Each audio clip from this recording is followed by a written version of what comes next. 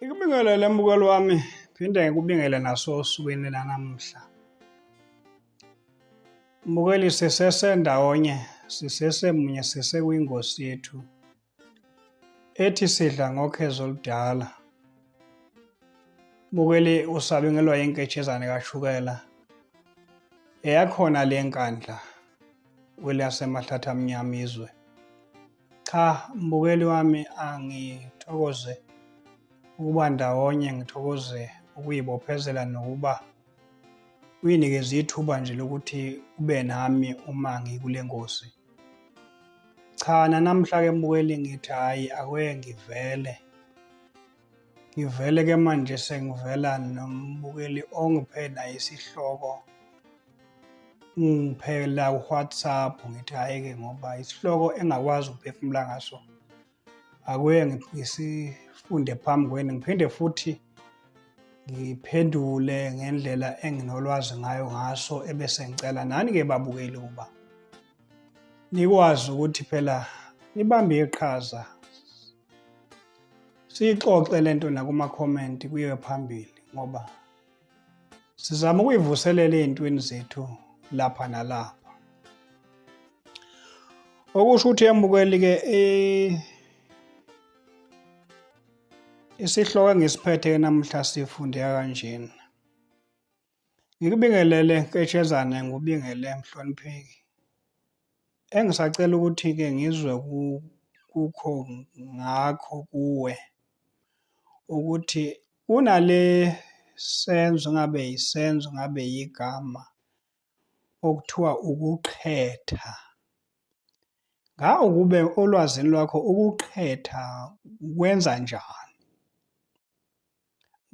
Ngibonge mfowethu, ngithokoza ithuba lakho nawe. Cha mbukeli, ngithokoza ithuba bese-ke sengena kuso isihloko njengoba silethiwe. Babukeli, ake ngiyibeke kanjena le ndaba. Uma sikhuluma ngesenzo ukuqhetha, kube nesilandiso sakhona esithi qhetha.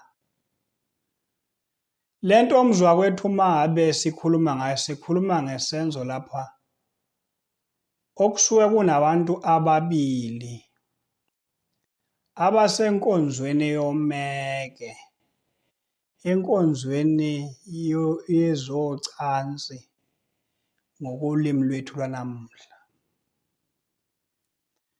Uma kuthiwa ukuqhetha, ingoba kunesimo esikhomba ukuvuleka kwento kuthiwa qhe. Ebese sekukhona okufike kuvale kuleyo ndawo ethi evuleke yathi qhe, ingene yona ifike ithi tha phekwaleyo nto evulekileyo. Futhi-ke uma siya-ke esimeni-ke sabantu beselawini, kukhona ovula imilenze ayithi qhe, ebese kuba khona ongena phakathi kwaleyo mlenze athi tha, kuvaleke lesimo sokuqhekezeka kobuqhekeqheke. Ngakho-ke mbukeli, isikhathini esiningi leli gama likaqhetha silinikezwe ngabadala uma belikhuluma noma engasinikezanga kodwa silizwile kubo bekhuluma. Kuthiwa insizwa yakwabani ibiyoqhetha ekhweni layo. Kuyadida-ke mbukeli uma sikhuluma ngegama laqhetha ebese likhuluma ngomuntu nekhwe ebeni kodwa eyoba seduzane nentombi ukuthi kwakuvela kanjani ukuthi umuntu uyoqhetha. Ngizocela ngamabomu nje mbukeli ukuthi-ke ngivezeke lo lwazi lokuthi-ke uma intombi isimqomile kwakuba khona ithuba nokuthi phela insizwa isondele eduze kwayo. Okusho ukuthi kwakukhona indlela ukuthi bakwazi uku-organize-ka indawo ukuthi-ke babe ndawonye bangexwayani ngoba phela isikhumbuleni phela ngane zakwethu ukuthi esikhathini esingaphambili iy'ntombi ney'nsizwa zaziyala ukuthi mayengasondelani noma kanjani, ingathintani noma kanjani. So-ke ubuplingboki obuntombazane babuba yisimanga. Kangangoba noma sekufanele ngabe uyathamba phela uma isoka selisebenza umsebenzi wokuthi manje usewumkakhe. Uthole ukuthi kwakuba ney'ncindezi, ney'nselelo, ney'ngqinamba ngenxa yokuthi lona nje wesimame wayesuke nje engafundiswa ukuthintwa. Yingakho babephoqa ukuthi okungenani akuthi uma sebeqomene kube khona isenzo sokuthi kube ngathi bayavakashelana ngoba bayobambana impela kanzima impela kufudulwana impela engafuni lo muntu asonde eduze kwakhe, angafuni ukuthi aze amthinte. Belapha elawini abebesuke bevalelwe kulona. Kepha bavalelene nje banikezwe imiyalelo ukuthi into ethize nethize-ke noma ngabe senigobene amandla kodwa aniyikuyenza. Okusho ukuthi mabesho kanjalo basho ukuthi ayikho inkonzo yomenge abazoyenza ukuthi owesilisa akakwazi ukuthi imamba yakhe noma imfizi yakhe ayingenise lapha emgedeni ngoba umthetho kawuvumi. Kusho ukuthi akakwazi ukotha umlilo othize ngoba umthetho awukamvumeli. Futhi into abazoyenza lapho kufuneke basome. Khona kufuneka avale imilenze ngokwemiyalelo ayinikwa amaqhikiza akhe. Nowesilisa naye futhi akaze ukuphoqela ukuthi imilenze ivulwe angene la angafanele angene khona ngoba naye imithetho yayiphekwa ukuthi uma uke wakwenza lokho usufaka icala ekhaya. Ulifaka kungazelwe umuntu, ulifaka ngisho sekuthiwa kuzelwe umuntu ngoba ukuzalwa komuntu akusiyo into ende, akusikho ukuthi koze kufanele kube yinsuku engayo. Uyangena nje wesilisa kowesimame ngomzuku umjikelezo owodwa nje kuzala umuntu. Ngakho-ke imiyalelo nje babenayo macala omabili. Ngakho-ke njengoba bevalelwe nje elawini bazobhudulana-ke babhudulane-ke bekhiphana inkani, bekhiphana amandla, bevezelana amandla cha nalo wesimame ukuthi akufune kuthintwa. Yingoba ugcwele umqondo neziluleko nemiyalelo yokuthi akufanele avume ukuthintwa inombani. Kodwa manje sekuyamphoqa ngoba usemqokile, usewumkhombile ukuthi hhayi uyena osemehlule ngokwamagama. So-ke lokhu kukhuluma-ke kwalesi senzo-ke abaningi babethi insizwa iyogadla. Bathi isayogadla ekhweni layo, isayogadla entombini eyiqomileyo. Abanye bethi isayocotha ekhweni layo, isayocotha entombini eyiqomileyo. Yingoba akuze ukufikwa laphana kungenwe endaweni ethize. Kunentwana nje ethize ezokwenziwa engeke ngize ngene ngivuleleke kuyona ngoba phela ngisemoyeni futhi kubuka nabantu angafanele vele ngikhulume noma kanjani. Kepha iqiniso likhulumile ekuthenini bona abakwazi ukuthi kube khona othi qhe imilenze. Funeka ayivale.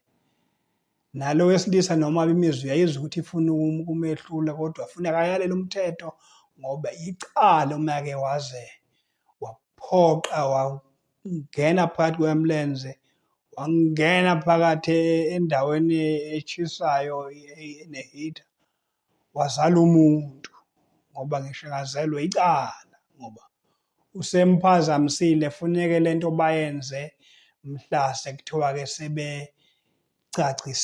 sebecacisiwe ukuthi-ke manje bayindoda nomfazi, osekufanele-ke manje-ke kube khona isimo sokuthi kuba khona othi uma esedibene nomunye kube nokopha, okuyikhona okukhombayo ukuthi ungene saphelele kulowo mshado, kulowo mndeni.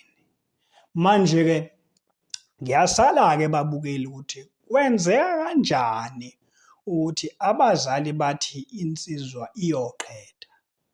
Okungenzeka ukuthi ngawukuba ngempela njengoba kuthiwa uyoqeda ingoba kwase kugunyaziwe ukuthi kufuneka angene. Pho kungani umuntu engene lapha osekugunyaziwe ukuthi angene, kodwa uma kusala umuntu lapho ebese kuthiwa akahlawule? Uhlawula kanjani ngoba umthetho ubumvumela vele akangene lapho?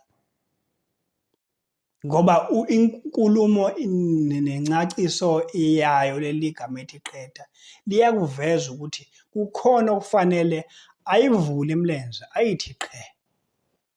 Uma ivuleka imilenze khona nokunye kuzovuleka. Ebese kuba khona ozongena phakathi kwale mlenze-ke afike avale athi tha. Kuvela igama qeda. So-ke babukeli, mina nginalo simo sokuthi angazi ukuthi kwenze kanjani, kodwa nje olwazini lwami engiluphethe ilolo lokuthi uma sikhuluma ngokuqeda, sikhuluma ngokuyimbandakanya enkonzweni yasekamelweni ngolimi lwanamhla, enkonzweni yasembhedeni ngolimi lwanamhla, enkonzweni yocansi yasocansini ngokolimi lwanamhla. Ilokho nje engakusho ukuthi yingakho kuthiwa umuntu uyaqeda ngoba uyovula imilenze athi qhe.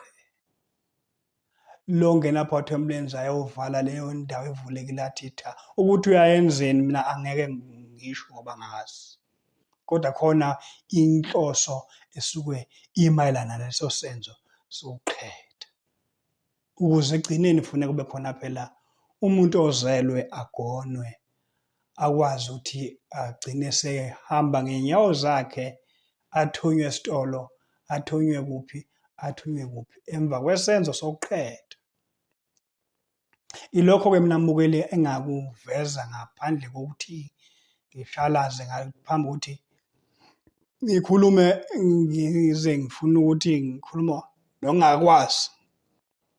Cha, yilokhu mina engikuvezayo, nginethemba lokuthi-ke ababukeli bazokwazi ukuthi nabo basilekelele njengoba ekuvezile lokho akuvezileyo. Nginethemba lokuthi-ke isihloko esihle lesi asilethileyo nami esizongikhulula ukuthi ngikwazi ukuthola ulwazi lwabanye abantu ukuthi luthini. Kepha nje imile inkulumo qeda, qeda. La kukhulunywa ngabantu ababili abaqedayo.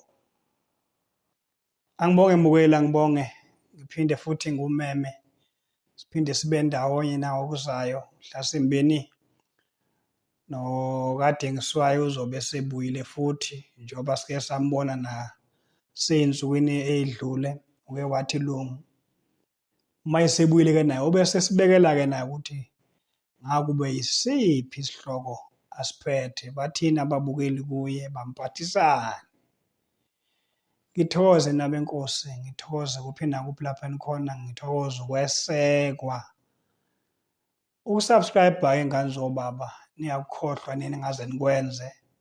Asebakwenza bangakhathazeki, bona ba abantu asuke sebewuqedile umsebenzi wabo wokuyirejista, ukufolowa i-channel yethu.